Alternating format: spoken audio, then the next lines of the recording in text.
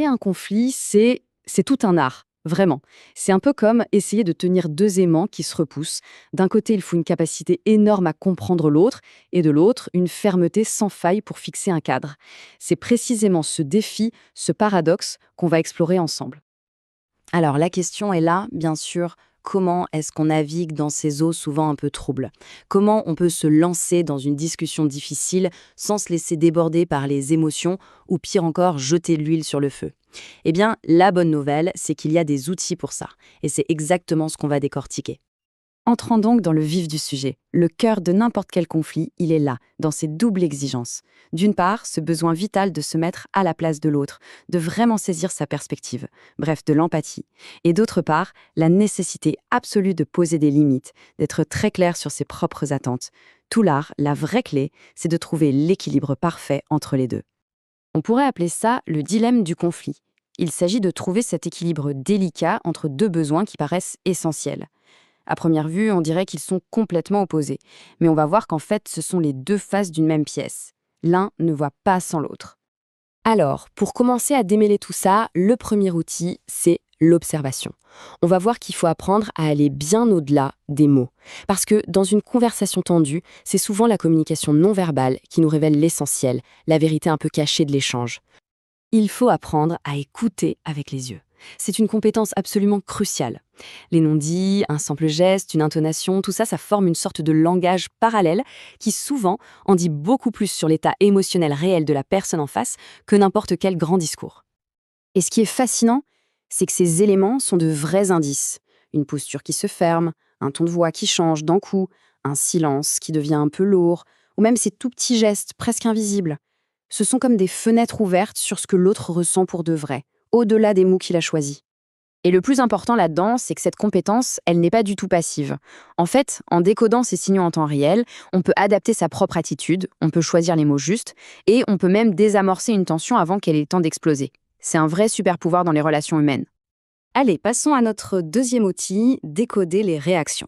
Parce qu'au-delà de l'observation de l'instant, c'est incroyablement utile de comprendre les profils émotionnels, c'est-à-dire les schémas de réaction typiques que les gens adoptent presque instinctivement quand il y a un désaccord. Premièrement, on a le profil de l'affrontement. Ces personnes-là n'ont pas peur du conflit. Au contraire, elles vont au-devant, des fois avec une énergie qui peut sembler agressive. Pour elles, le besoin fondamental, c'est d'exprimer leur point de vue sans faire de détour. Et à l'extrême opposé, on trouve le profil de l'évitement.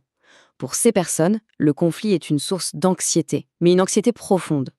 Leur réflexe quasi immédiat, c'est de fuir la discussion, de la remettre à plus tard ou de faire comme si le problème n'existait pas, tout simplement.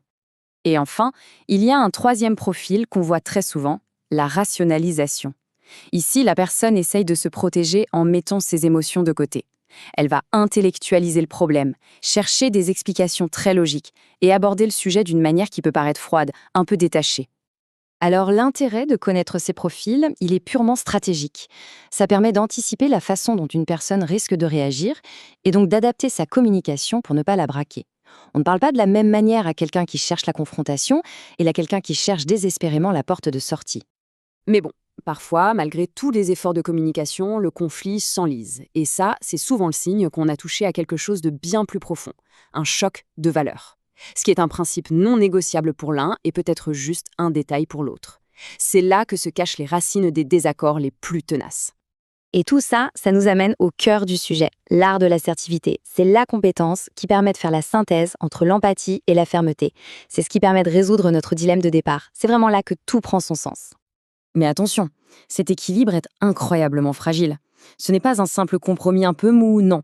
C'est une vraie posture à construire, un alignement intérieur qui demande de la finesse, de la pratique et une grande conscience de soi.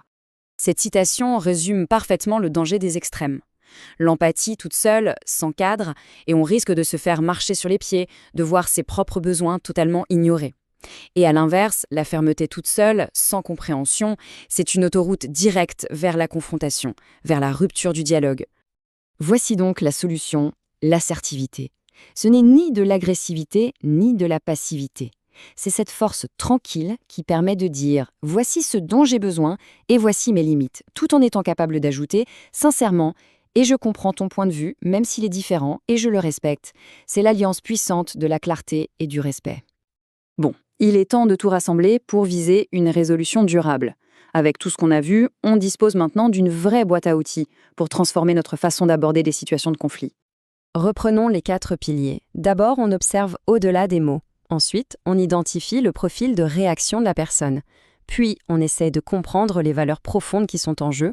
Et enfin, on met tout ça en musique grâce à une assertivité équilibrée qui allie avec justesse l'empathie et la fermeté. Le point vraiment crucial à retenir, c'est que cet équilibre, ce n'est pas une option. C'est la condition sine qua non pour sortir d'un conflit par le haut, avec une solution qui soit non seulement acceptable pour tout le monde, mais aussi qui tienne dans le temps. C'est ça le vrai but. Et pour finir, une dernière pensée. Et si on arrêtait de voir le conflit seulement comme une menace? Et si, avec ces outils en main, le prochain désaccord devenait en fait une occasion unique de mieux se comprendre, de renforcer une relation et de construire quelque chose de plus solide? Au fond, la perspective change tout.